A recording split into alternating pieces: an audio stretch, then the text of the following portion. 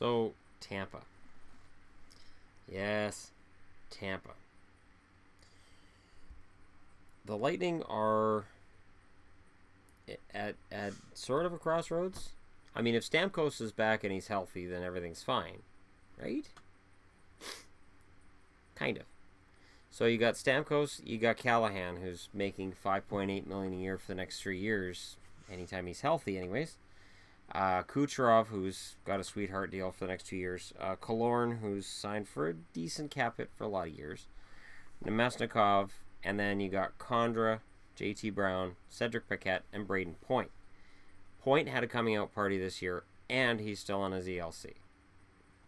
That's huge. For Tampa, Braden Point is one of those guys I look at and I say, this is the future. And Stamkos is the present and the future. But Braden Point, there's just something with that kid. And I knew as soon as like all of their centers were hurt, it's like, okay, now we got something going on here. Point is fantastic. And teams found that out down the stretch. Now, for restricteds, you've got Drouin, Tyler Johnson, and Andre Palat. That $17.5 million in cap space is going to get eaten quickly. Now, for a while now, I've said that the most likely Tampa Bay Lightning team member to go to Vegas is going to be Nemesnikov. And I'm going to get into that. Nemesnikov has a decent cap hit. He's under contract next season. And Vegas has to take a certain number of players who are under contract next season. Nemesnikov is young. He's speedy. He's got some talent. He's got some upside. There's every reason to look at a Nemesnikov and say he's perfect for an expansion team. But picking up Nemesnikov, let me go ahead and take a look here. That only takes $1.9 million off the cap for Tampa. Now, there's been some crazy ideas thrown around about what Drouin could want and could get.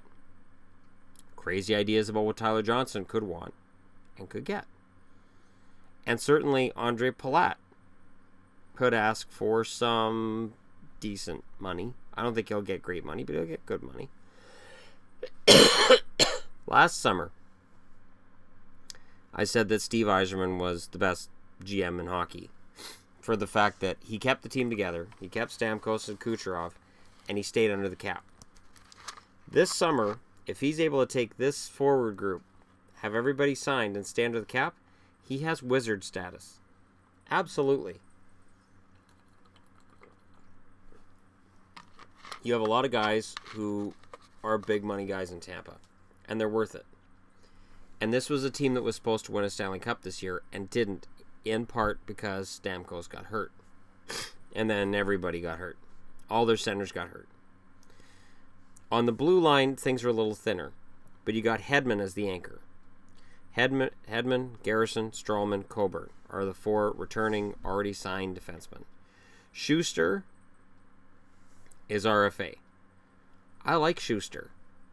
I think Schuster's going to get a raise. I don't think he's going to get much, but I think he's earned it. And I like Andre Schuster a lot.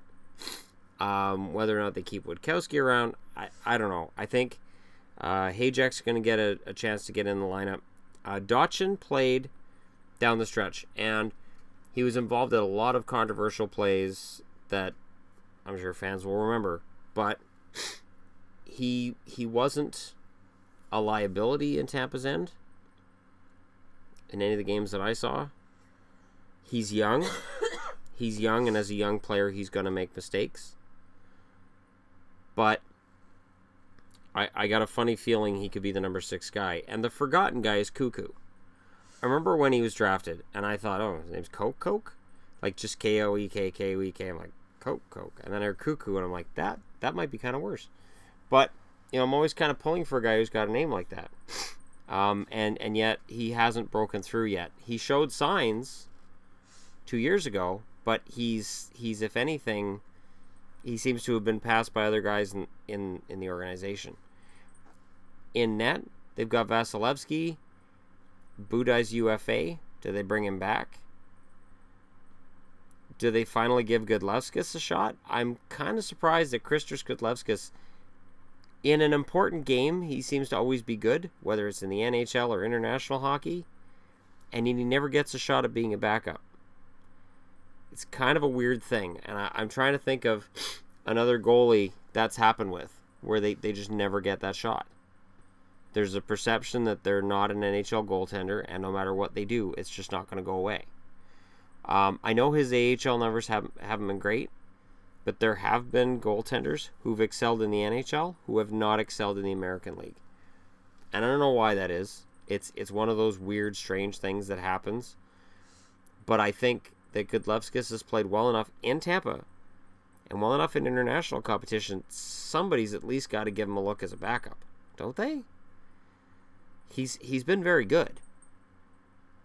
And for Tampa, if Vasilevsky's a starter, if he's going to start 55 to 60 games, you got to get somebody who can play 25 to 30 games. And I'm kind of surprised, and maybe a Tampa fan can enlighten me why Godlewskis doesn't get that shot. Because he's looked good in any game I've seen him in. And yet, it just doesn't happen. And for some goalies, that's the way it goes. It just doesn't matter how well you play. You're perceived as being a level below the other goaltenders, both on your team and league-wide. And you just can't shake it. So maybe that's going on here. But again, let me know what you guys think. Tampa, with $17.5 million in cap space to separate between Drouin, Johnson, Palat, Schuster, you got to get a backup, and you've got to acquire at least one more defenseman. You have to. Can they do all of that and still have some cap space left and come in to the season with room to grow if they want to? Or do they just go for broke? Go right up to the cap and then just go with what they've got? I'm always nervous about a team that does that. That goes into the season with no cap space, no room, and it's just what we've got is what you get. Because then when guys start getting hurt and you got to bring people in and you got to move people out, it can get really complicated and really tough to stay under the cap and maintain the team on the ice while you're drawing pieces away from them and throwing replacements in order to keep the team afloat. I always like seeing a team with some cap flexibility. You know, about $5 million at the start of the year. Like, all right, if something happens, we've got $5 million here, we're good. We can move somebody around and bring somebody else in, and we'll be fine. Full props to Yzerman for getting something for Valtteri Filppula, a contract that everybody thought was going to hamstring Tampa until it expired, and he got rid of it, and he got something back. So again, if I was saying the best GM in the league right now, I would likely go with Yzerman. I would likely go with Yzerman as the best GM in the league. But at any rate, you guys can let me know what you think. Don't forget to hit like and subscribe if you're browsing your way through. We're one away from a 5,700 the last time I looked. And that's awesome. So thank you very much for your support. Subscribe's your friend. Like's your friend. Both buttons are available on my channel at all times. And thank you for watching. I'll talk to you again soon.